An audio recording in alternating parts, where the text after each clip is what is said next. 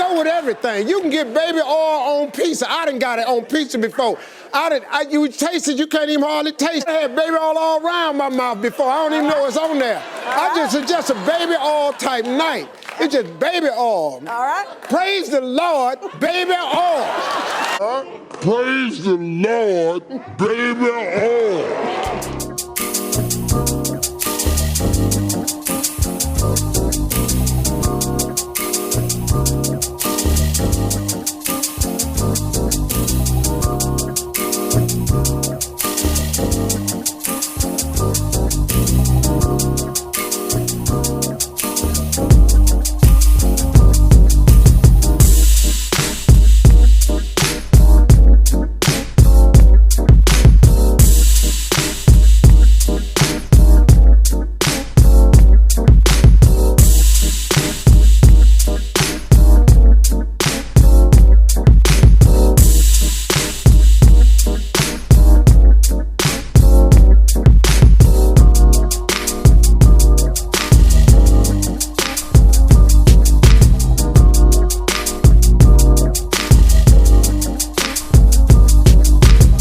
So I'd like to talk about my day job.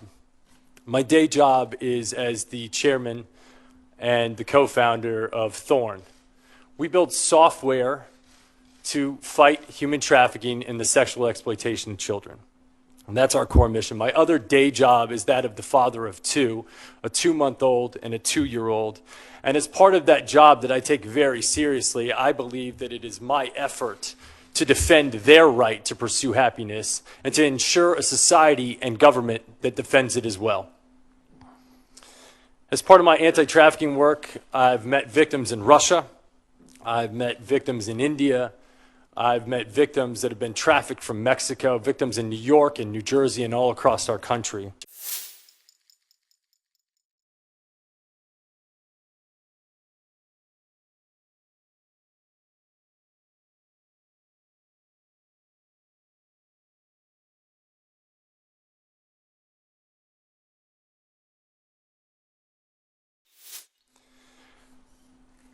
I've been on FBI raids where I've seen things that no person should ever see.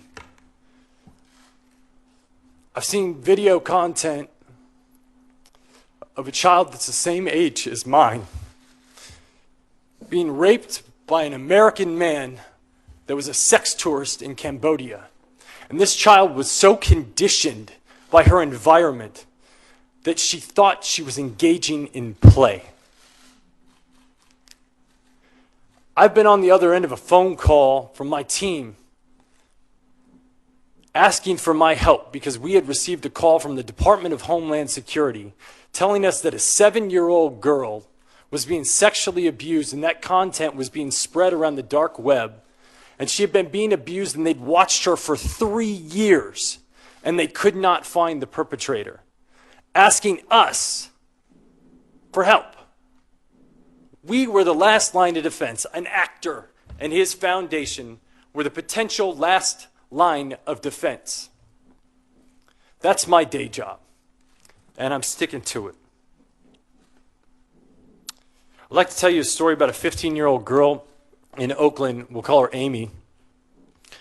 Amy met a man online, started talking to him. A short while later, they met in person. Within hours, Amy was abused, raped, and forced into trafficking. She was sold for sex. And this isn't an isolated incident. There's not much that's unusual about it. The only unusual thing is that Amy was found and returned to her family within 3 days using the software that we created, a tool called Spotlight. And in an effort to protect its capacity over time, I won't give much detail about what it does. But it's a tool that can be used by law enforcement to prioritize their caseload. It's a neural net. It gets smarter over time. It gets better and it gets more efficient as people use it. And it's working. In 6 months, with 25% of our users reporting, we've identified over 6,000 trafficking victims, 2,000 of which are minors. This tool is in the hands of 4,000 law enforcement officials in 900 agencies. And we're reducing the investigation time by 60%. This tool is effective, it's efficient, it's nimble, it's better, it's smarter. I alluded to a phone call that we got from the Department of Homeland Security about this girl that was being trafficked on the dark web. Now, it's interesting to note that the dark web was created in the mid-90s. It was a tool that was created by the Naval Research Lab called Tor, a tool with absolute purpose and positive intention for sharing intelligence communications anonymously.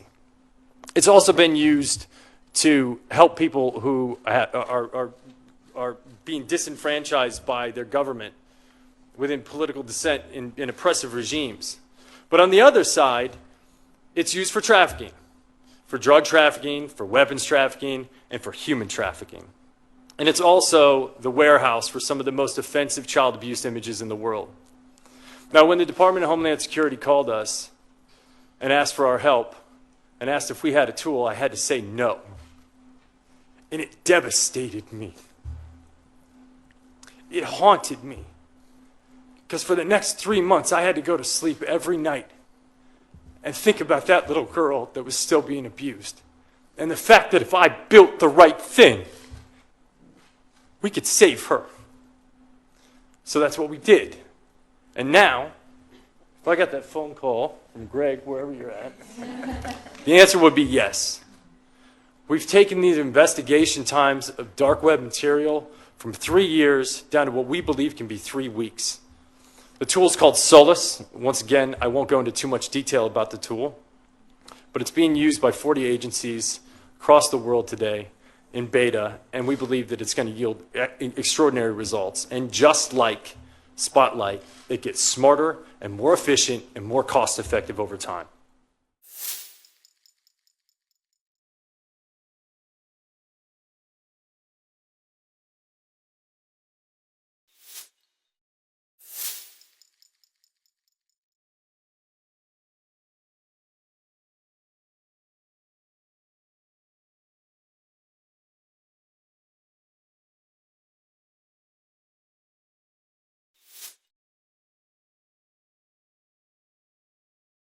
Us Jews, you know, we got to do what we do. The most important thing to remember between you, Pastor Wickstrom, and me, Rabbi A.B. Finkelstein of New York, that we both have two fathers, and so that's why we look at the world in two different ways. Good job right now. Yes, you've done a pretty good job, but you know there's quite an awakening coming, and my father, who's not your father, my father Yahweh, who isn't your father. Of course, your father is talked about by my father in John 8:44, stating that your father was Satan and that you're the descendant of Cain, who was the first murderer. And you know that's true because you teach it in your synagogue. Well, that's true, but it's not for you Goyim to know. But right now it's too late. It's over for you white race. So that's why I'm speaking so honestly here, to bring it out into the open so that you can see it for what it is. You've been teaching the people real good, but they don't wake up, do they? You don't get a lot of followers, do they? Because you know why? They're scared of us Jews, because they don't want to be called anti-Semites, and they believe that we're the chosen people, and so that's why we can do whatever we want to do, and we can get away with it because the white men are cowards, and we go to the synagogue all the time and have some Manischewitz and dance the Hava Nagila. Well, that's very interesting. I understand that, but I also know the bloodletting.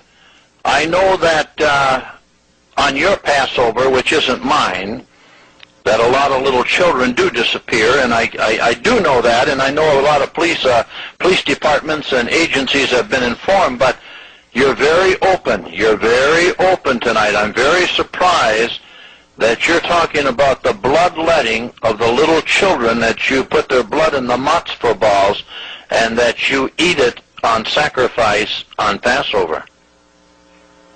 Well, there was a Goyim that wrote a book about it back in the 30s. I forget his name at the moment. But anyway, he wrote the book. People didn't buy the book. People don't want to listen. We've been doing this for thousands and thousands of years, since down to Adam's time.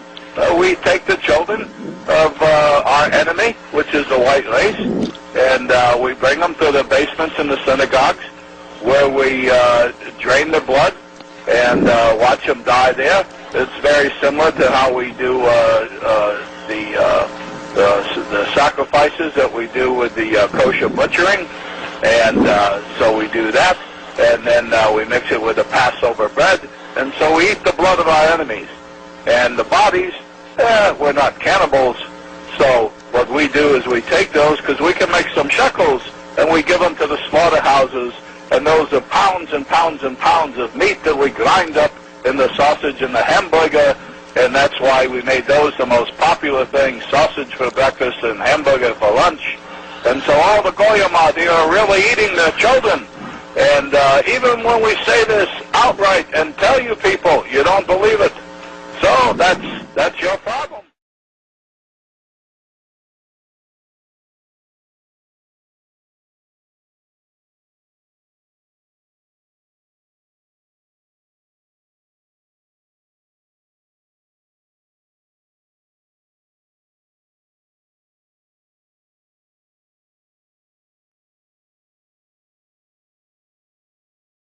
In 1999, Rusty Nelson revealed his close relationship with King. Nelson relayed that he had witnessed King phone President Reagan when other individuals couldn't resolve a specific problem. In other words, a man with abuse and child prostitution allegations had a direct line to the then president. One of King's victims who spoke out 2 years before there even was a Franklin scandal was Paul Bonacci. Paul relayed that at the age of 8, he began attending King's parties as a child prostitute. Paul claimed that Democratic Senator Barney Frank had abused him, and he was given midnight tours of the White House, only to be taken to a separate location shortly thereafter and abused. A judge awarded $1 million to Paul in his testimony against King, but King never paid. The other victims who spoke out against King were awarded only doubt and contempt for naming their abuser. A list of 271 victims of King's abuse was compiled, all recalling the same story: being taken to parties by King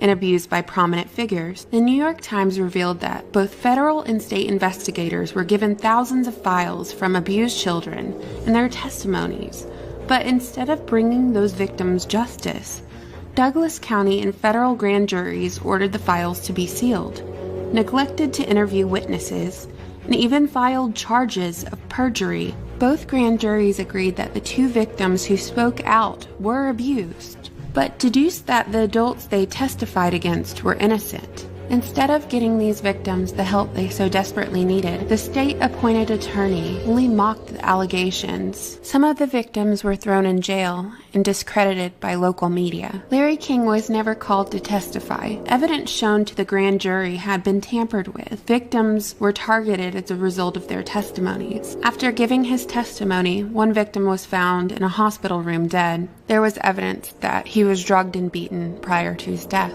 In total, there were 15 suspicious deaths surrounding the Franklin cover-up. In 1993, a documentary detailing the Franklin cover-up, called The Conspiracy of Silence, was produced by the Discovery Channel. In the day it was set to be aired, it didn't. Rumors were that someone paid $500,000 to revoke the television rights. But now you can find the documentary online and watch it.